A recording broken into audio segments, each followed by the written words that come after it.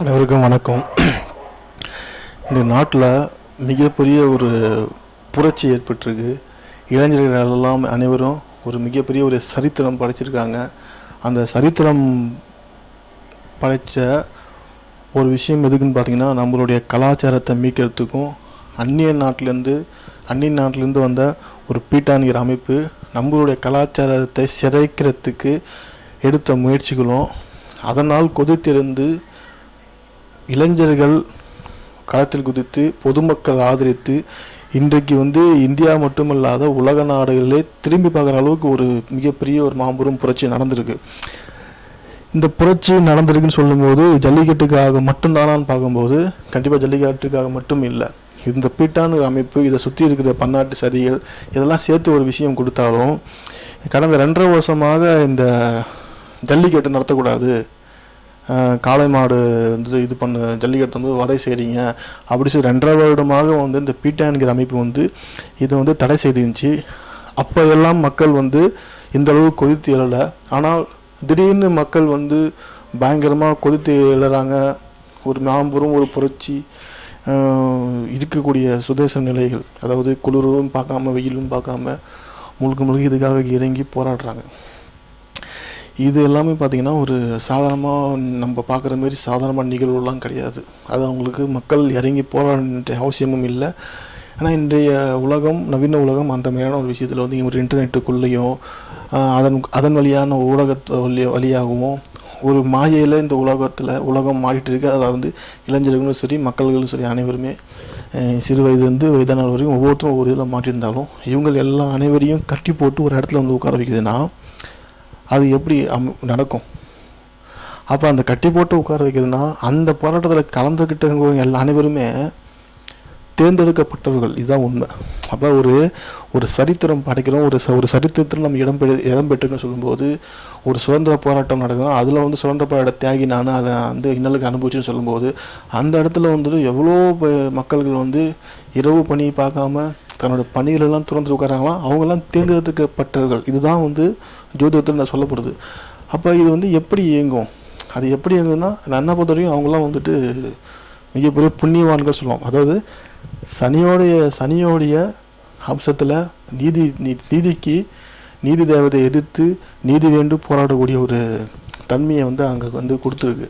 அப்படி சொல்லும்போது இது மதுரை ஜல்லிக்கட்டுனாலே மதுரையில் எல்லாம் தெரியும், அது அலங்காநல்லூர் தான் தெரியும். ஜல்லிக்கட்டுக்குள்ள ஆக்சுவலாக ஜல்லிக்கட்டு தான் இவ்வளோ பெரிய போராட்டம் நடக்கணும். ஆனால் சென்னை தலைநகரமாக சென்னையில் இவ்வளோ பெரிய ஒரு போராட்டம் நிகழ்வுதுன்னா அது ஒரு சாதாரணமாக நம்ம எடுத்துக்க முடியாது. ஏன்னா மதுரைக்கும் சென்னைக்கும் என்ன விஷயம் இருக்குது, எதுக்கு இந்த இவ்வளோ பெரிய இஷ்யூ இப்போ நடந்திருக்குன்னும் போது எனக்கு ஜோதிட ரீதியாக சில ஒரு கணிப்புகள், ஜோதிட ரீதியாலாம் இது எப்படியெல்லாம் சம்மந்தப்படுறது அப்படின்னு ஒரு ஐடியா கிடச்சிச்சு. அதை நான் ஒரு அனலைஸ் பண்ணி வச்சுருந்தேன். அதை என்னோடய சின்ன ஒரு அனுபவத்தை உங்கள்கிட்ட பகிர்ந்துக்கலான்னு இந்த வீடியோ உங்களுக்கு நான் தரேன்.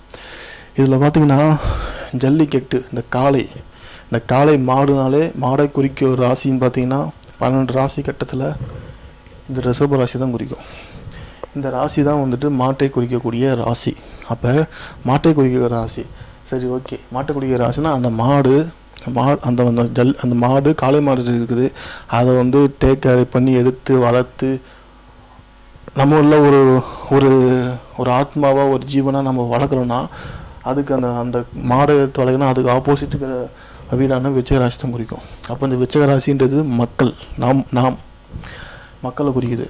இந்த காளை மாடுன்னு சொல்லும்போது இந்த காளை மாடுடைய வதை செய்கிறோம், அதுக்கு துன்புறுத்துகிறோம், பிரச்சனை பண்ணுறோம், அதை ஒரு டேக் கேர் எடுத்துக்கிற மாதிரியான ஒரு விஷயத்தை கொடுக்கக்கூடிய இடம் 6ஆம் இடம். இந்த 6ஆம் இடம் தான் இங்கே வழக்காக மாறி போச்சு. காளை மாடுகளை வதை செய்யாதீர்கள்னு சொல்லி ஒரு இதை சொல்லி சட்டத்தை போட்டு இந்த 6ஆம் இடம் தான் வழக்கு, காளை மாடுக்கு வழக்கு இது. அப்போ 7ஆம் பாவம் மக்கள்னு சொல்லும்போது இந்த 7ஆம் பாவத்துக்கு எதிர்ப்பு ஸ்தானம் 6ஆம் இடம். 7ஆம் பாவத்துக்கு எதிர்ப்பு. நான் காளை மாடு, இந்த 7ஆம் பாவம் மக்கள். ஆனால் அந்த மக்கள் ஒரு விளையாட்டை, ஒரு கலாச்சார விஷயத்தை விளையாட்டாக பண்ணுறாங்க. அதை இன்னொரு ஆப்போசிட் பார்ட்டி எதிர்க்காங்க சொல்லும்போது அது இந்த விருச்சகம் மக்கள், அதாவது காளை மாடு ரிஷபம், 7ஆம் இடம் விருச்சகம். அதுக்கு ஆப்போசிட்டு 6ஆம் பாவமான விளையாட்டு எதிர்ப்பு தெரியக்கூடிய பாவமான மேசராசி தான் நம்ம காளை மாடை ஜல்லிக்கட்டை வச்சு காளை மாடு விளையாடக்கூடாது சொல்லி எதிர்ப்பை காட்டுறது பீட்டா. அந்த பீட்டா அமைப்பு வந்துட்டு இந்த காளை மாட்டுக்கு இது காளை மாட்டுக்கு துன்புறுத்துறாங்க, பிரச்சனை பண்ண, அதனால் காளை மாட்டு பாதிக்கப்பட்டு சொல்லிட்டு இது ரொம்ப கேர் எடுத்து பார்த்து அப்படின்னு ரிஷபத்துக்கு 12 மேசம் நமக்கு எதிர்ப்பு. அப்போ இந்த பீட்டான்ற அமைப்பு உள்ளே வருது. இந்த பீட்டா அமைப்பு உள்ளே வந்தாலும் இது எப்படி உள்ளே வந்து இந்த அளவுக்கு ஒரு ஆட்சி செலுத்துதுன்னு பார்க்கும்போது பார்த்தீங்கன்னா, இங்கே பாருங்கள், மேசத்துக்கு 6ஆம் இடம், மேசத்துக்கு 6ஆம் இடம், 6ஆம் இடத்துல சனி உள்ளே வராரு. சனி வந்து ராகுவோடு சேர்ந்து அந்த காலகட்டம் இருக்கார். மே 7, 2014, மே 7, 2014 வழக்கு தோணுது, வழக்கு திருப்பு பீட்டாவுக்கு சாதகமாக வருது. பீட்டாவுக்கு சாதகமாக வந்த காலகட்டம் பார்த்தீங்கன்னா தடை வந்த, அதாவது காளை மாட்டு ஜல்லிக்கட்டுக்கு தடை வந்த காலகட்டம் ஆகில் நட்சத்திரம் அன்றைக்கி ஏற்பட்டிருக்கு, வெளி விடுது. இங்கே பார்த்தீங்கன்னா அன்றைய காலகட்டம் பார்த்தீங்கன்னா நமக்கு இந்த காளை மாட்டுக்கும் நமக்கு கம்யூனிகேஷனை உடைக்கிறத யாருன்னு பார்த்தீங்கன்னா ரிஷபத்துக்கு 6ஆம் இடம் பீட்டா வழக்கு தொடுது, கவர்மெண்ட் ஏதாவது வழக்கு தொடுந்து வெற்றி பெறுது. இங்கே வந்து சுக்கிரன் மக்கள் பாவம் சொல்லக்கூடிய விருச்சகத்துக்கு 6ஆம் பாவம் பீட்டா அமைப்பு நமக்கு வந்து எதிர்ப்பு தெரிவிக்குது. இது 2 பாவம் கனெக்ஷன் பார்த்தீங்கன்னா செவ்வாவும் சுக்கிரனும். இந்த செவ்வாவும் சுக்கிரனும் பார்த்தீங்கன்னா இங்கே பாருங்கள், பீட்டான்ற ஒரு அமைப்பை குறிக்கக்கூடிய செவ்வாவும் சுக்கிரனும் அன்றைய காலகட்டம் பாருங்கள், சுக்கிரன் உச்சம்.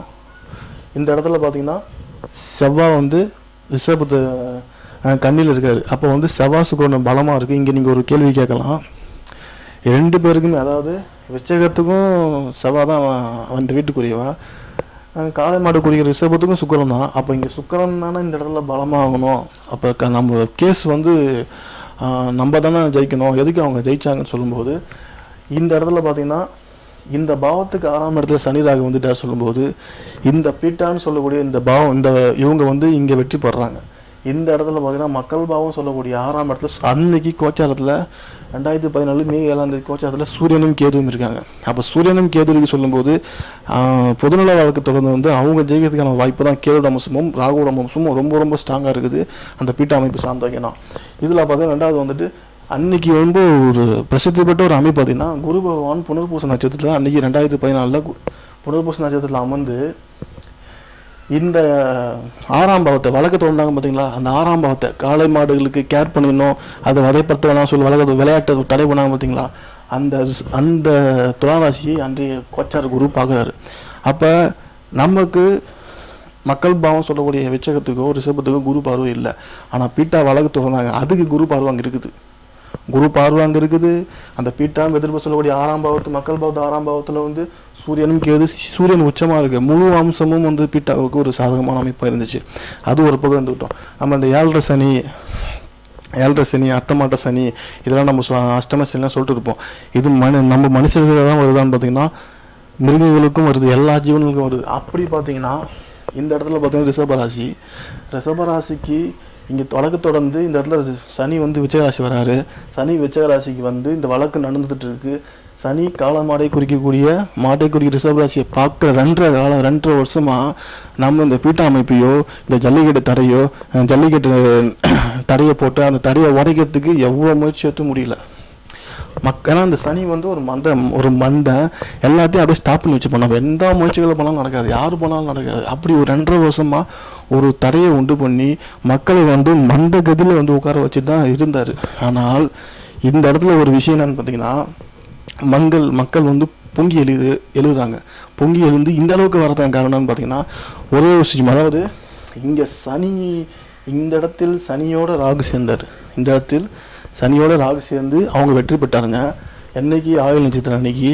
ஆனால் இங்கே பாருங்கள், இந்த ஆயுள் நட்சத்திரம் அன்னைக்கு தடை வாங்கினாங்க.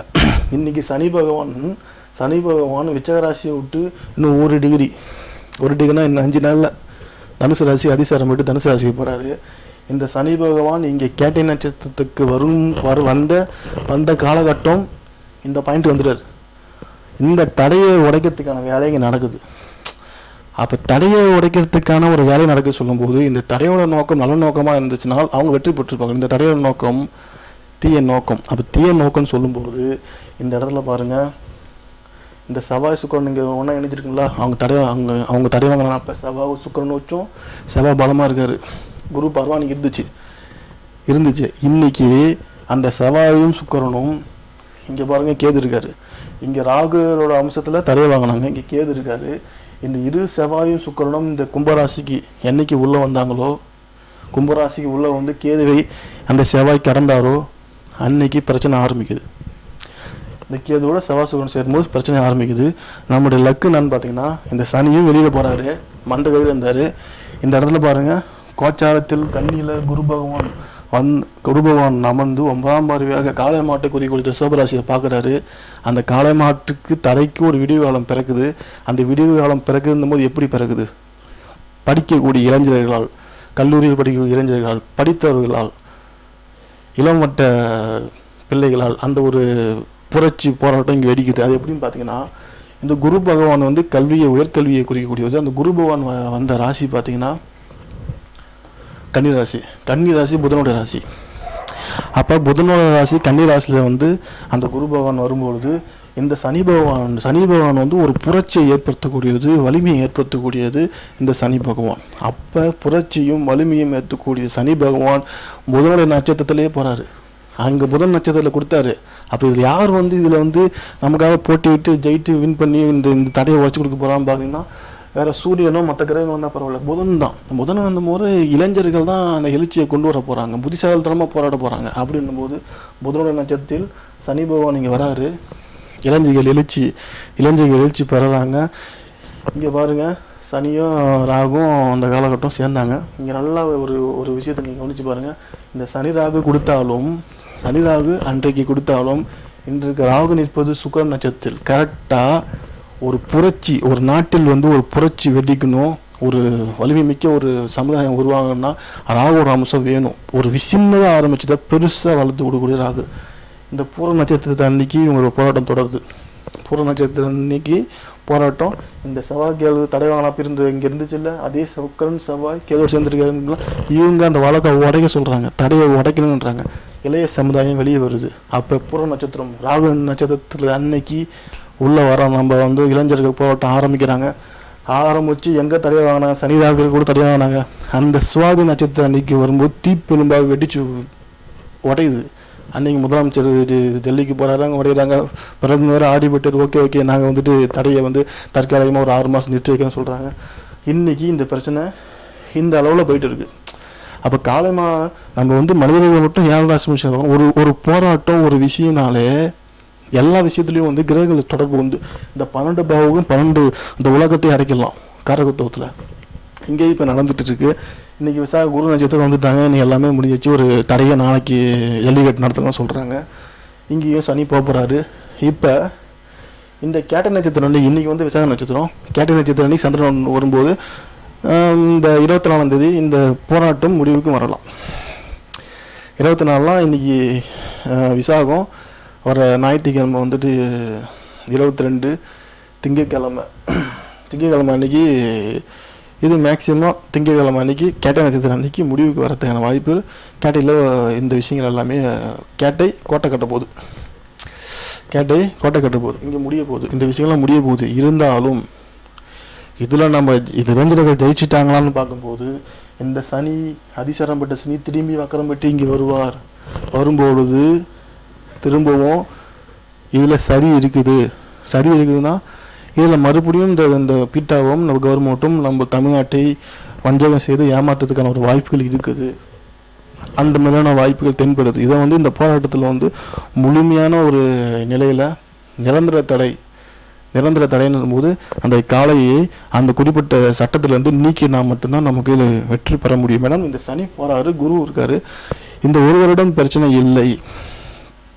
ஆனால் அடுத்த வருடம் ஜல்லிக்கட்டுக்கு வரும்பொழுது காலம் இந்த குரு பகவான் துளாராசிக்கு வருவார். திரும்பியும் பீட்டா அமைப்புக்கு வந்து ஒரு பலம் சேருவதற்கான ஒரு வாய்ப்புகள் இருக்குது. அதனால் இளைஞர்கள் முடிஞ்ச அளவுக்கு இந்த காளை இனத்தை பீட்டாவர்களுடைய தடை செய்யப்பட்ட சட்டத்திலிருந்து நீக்கினால் நல்லது பயக்கும். நன்றி.